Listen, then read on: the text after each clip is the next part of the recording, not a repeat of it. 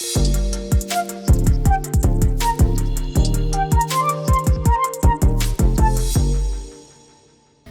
can't believe it, guys. Season 4 is here. Wow, we're so excited. This season, we will be covering some hard subjects such as anxiety and fear. Though the information that we're going to give you here is great, there is more to consider. And there are professionals who can help you on your journey to recovery and healing.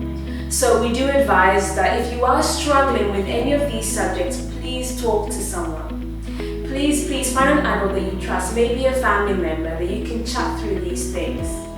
We really do hope and pray that you will grow into the person that you're meant to be. Let's get into it. This is our first episode of Higher Live Season 4. Hey guys, welcome to the first episode of Higher Live Season 4. I'm Jordan Tui from New Zion and part of the Higher Collective. A big shout out to those who are gathering in youth groups and hosting watch parties at this moment. Let us know in the chat where you are watching from. This season, we have exciting new music and talks lined up for you. But right now, take a moment to send your favorite emoji. At Higher, we are passionate about young people and seeing them reach their full potential. This season, you can expect some energetic performances from artists in the Higher Collective and loads of hope-stirring talks. Speaking of performances, why don't you get on the edge of your seat and welcome Christian and Wise Jotta.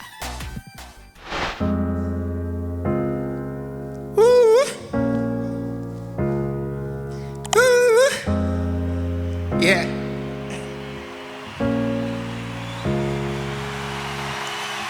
If you don't know how to do it, let me show you how. Today's the day the Lord has made, let me celebrate. If you don't know how to do it, let me show you how. Today's the day the Lord has made, let me celebrate. My fellow Christian come and said I lost it. I told him I ain't trying to deviate. No matter what happens, the line is shame. I'm working hard to be obedient. The enemy was when I saw my joy. Made me think I'm never gonna make it. God behind me busy made me lazy. Talking crazy so I can slow my mind. I was feeling dizzy, I was getting angry. See my world going upside down. Working hard that a singer said. Letting out that a singer phrase. It will happen again, it will happen again. Cause I was created to celebrate. The joy on my face you see every day. Rejoice with the Lord on me every day. Every day, every day. I can do this every day. I celebrate life every day. I can do this every day. If you don't know how to do it, let me show you how. Today's the day the Lord has made, let me celebrate. If you don't know how to do it, let me show you how. Today's the day the Lord has made, let me celebrate. Yo, when the moments pass, I celebrate. In the midst of it, I levitate. Trying to penetrate those happy thoughts. Or the beat, but just can't be bored. I'm sky high with those Q miles. Shortcomings, but big smiles. Empty road, so I lounge out. Knowing the pilot's going to take the long route. I have the option, so I choose joy. That real thing, no decoy. Spicy chicken, number 3 AR. That's where my homies and the homies, but it's hard to know. That real love that I speak of. So we raise the glass and we keep the faith, the thick and thin. Yeah, we celebrate. Every day, every day. I can do this every day. I celebrate life every day. I can do this every day. Come on, here we go.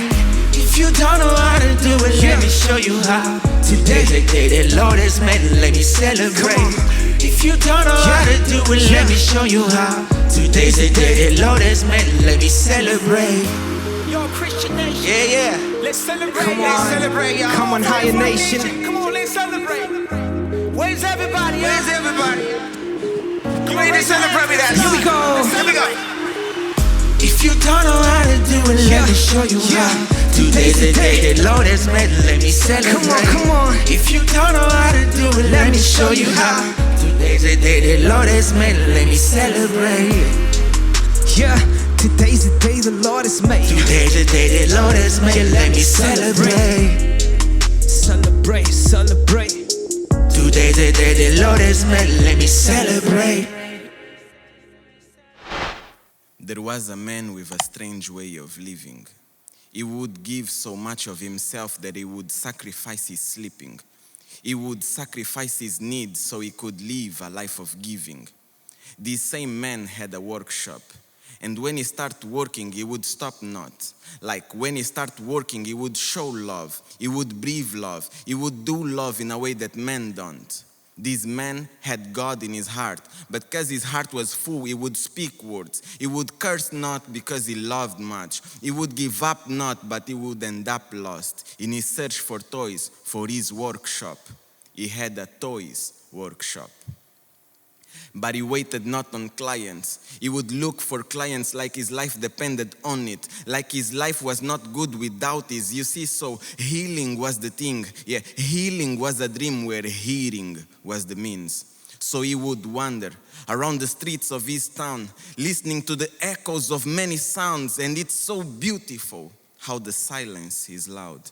But one in particular was the sound of broken toys, just like almost boys. In a road of Pinocchios, he wouldn't care about their lives, for the big nose is not so big yet when he remembered of Jesus' life. So he would talk, yes, he would prat, speak with all his heart, collect the most broken just to see if they can restart and have a life. The weirdest, the craziest, the shies and the bolds, the extras and the lones, yeah, the people of this road. Yet, everybody judged how he would devote his ways, because in many occasions he would find himself without a way out and a warmth to go back. He lived so much for people that these people start to hate. So they said, and I quote, "Jethro, you need to stop that. Stop giving what you need to. Stop giving. They don't deserve. Look around, see if they listen. Pinocchios are always the same. They see that you bring light, so they will use you. They don't care." But he knew he fixed them toys so that they would one day live, to see them alive, breathe, and alive to live. So even in the darkest nights, he would continue to give. One day, this man lost his way and gave up on his belief. He had preached so much to others that his heart would not receive. He was so angry, he went all gangster and did all that you can think. Yeah, he did all that you can think until the day he would not breathe. Man down, man down. There is a preacher on the ground. Man down, man down. The heaven sent somebody out. A fixed toy that came to life was the one used to reach out, and the man's life was spared. The man's life was saved. The man was now helped by the same people he one day helped. Oh, the irony of life. You see no purpose and no one believes in you. It's when God comes and does his work. So do his work without looking for your own support. Get lost in the word so you find the answers for the lost and the broken. For these same broken Pinocchios were the rescue team in time of need. So we need to preach so that we are preached ourselves. Yeah, we need to give, trust. That's how God gives to ourselves. Hey everybody, my name is Jethro and I'm so excited to share with you. I'm excited that we get to talk around a topic that I believe is going to give you confidence. In fact, that's the goal here, is I want to help you become confident in facing uncertainty. We obviously live in a world that's full with uncertainty right now, and I believe that you can have confidence when you're facing obstacles, giants. And I was just thinking about this. I was thinking that, many times when we go through life, we often searching for certainty. We've, as human beings, concluded that if I'm certain about something, then I'm confident. But I was thinking about this in preparing for this this message. I was thinking about the time that I took the water slide in Sun City, and myself and my cousins, we went up to this water slide called the Leap of Faith. And it's exactly that, it's a leap of faith. And so we've been doing all the other water slides, and it's like really, it's fun, but it's not as tall and as steep of a drop as the Leap of Faith. We end up going up there, and I can't see the other side of this waterfall, this water slide. I can't see the end of it, and we're busy contemplating between ourselves, like, are we gonna do this?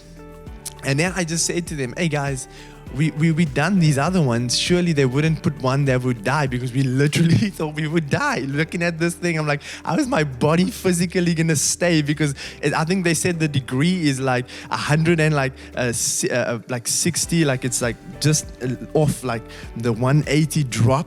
Like it was insane. I didn't know how we were gonna get down this thing alive. But I told them, and we were looking back at all those that have gone through. I'm like, hey, if these guys went through it, I'm sure we will be all right. In fact, we've been down these other water slides, and we're okay. And we've done it, and man, it was insane. It was like so insane. But we had to break like through this moment of fear. And then it made me think about how obsessed we are with certainty, how when we come into situations where there's uncertainty, we oftentimes take a step back and we're afraid to step forward. But I found this truth.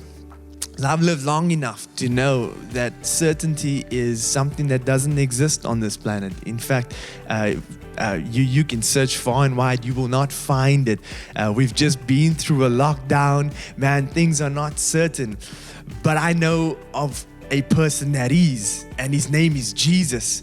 And I've lived long enough to see that my life doesn't turn out the way I want it to turn out. Because some of you, I know you have your dream boards, I know you have your dreams, your aspirations, but life doesn't go the way you want it to go. There's no certainty to life. Yet the only thing certain that I found in my life is Jesus. He's the person that we can depend upon. He's the one that's certain in every season.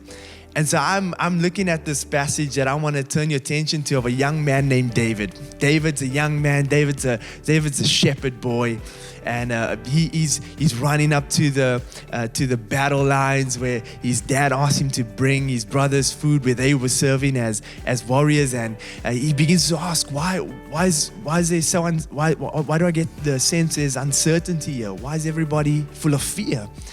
And then he begins to ask around, and in 1 Samuel verse 17:31 it says, what David said was overheard and reported to Saul. Saul was the king. And then he said, and Saul sent for him. So Saul heard about him asking about this fear that's going on in the camp. And so David said to Saul, let no one lose heart on account of this Philistine. Your servant will go and fight for him. Saul replied, you're not able to go out against this Philistine and fight him. You're only a young man, and he has been a warrior from youth. But David said to Saul, your servant has been keeping his father's sheep. When a lion and a bear came, man, I carried off the sheep from the flock. I went after it and I struck it, and I rescued from the mouth of the lion and the bear. And when it turned on me, I seized it by its hair and I struck it and I killed it. Your servant has killed both a lion and a bear. What was so interesting when I read this passage of scripture is that David is faced with a moment of uncertainty where he had confidence to face Goliath. He did not look at what he was facing, but rather what God has brought him through. He looked back, and I feel like some of you need to just look back on some things that you've been through that you were at one point scared to face, but you've walked in it, you've stepped in it, you've walked through it, and now what is ahead of you can be exactly what was behind you. You can succeed through this uncertain time. Whatever giant is ahead of you with God. See, David is a foreshadow of Jesus, the coming Messiah. He is the perfect king. He's coming into the earth, and he gives us certainty in times of uncertainty. And so David says to Saul, hey, I'm going to fight this giant, and I don't care how big he is. I don't care how fearful everybody is around me. I'm going to do it, not based off what I'm facing, but what I've been through, what I've conquered. You see, David had an inner confidence in what had happened to him already. See, I look back at my cousins and I said, man, we've been down some water slides, and this this big one, this one that we're fearing right now, we can go down it. I don't know what you're facing. I don't know what uncertainty you're facing, but God has kept you through some things. God has carried you. It's His grace upon your life, and it's there, and it's going to carry you through the next battle. All you need to do is stand up and be courageous. Grab an inner confidence that what you've been through is going to be the same as what's ahead. And that gives you certainty. That gives you certainty when you're facing. That gives you confidence that what you're facing isn't, it cannot destroy you. It cannot defeat you. Because I love what David says. He said in verse 37, the Lord who rescued me from the paw of the lion and the paw of the bear will also rescue me from the hand of this Philistine. David had an inner confidence. He had such a deep confidence, not in his own ability, but he knew that the success that he had as a shepherd boy when he fought that lion and the bear came from the hand of the Lord. And so this Philistine ahead of him, this giant, whatever you're facing, God is greater than that. In fact, David pens his words in Psalm 116 verse 7. He says, return to rest, my soul, for God has been good. And I want to say right now, where life is on this earth right now, God is the only thing that's certain. Jesus is the only thing that's certain. He's the only one that's constant. You know how our emotions go up and down. You know how our feelings go up and down. But God is saying right now, would you return to rest? Because I have been good. I have been faithful in your life. And I want you to grab a hold of that truth and know that in every uncertain moment, in every fearful moment, you can walk with confidence because the God that has brought you thus far will carry you through. I pray that you're encouraged by this word. I pray that you're strengthened by this word, that there is certainty. His name is Jesus. Grab a hold of Him, take Him with you, and conquer your battle. Wow, thank you to the Higher Collective for your performances and Pastor Jethro for bringing the word on facing uncertainty. We would love to connect with you. Why not subscribe to our channel, follow us on Instagram, and check this and youth groups. See you soon for the next episode of Higher Life.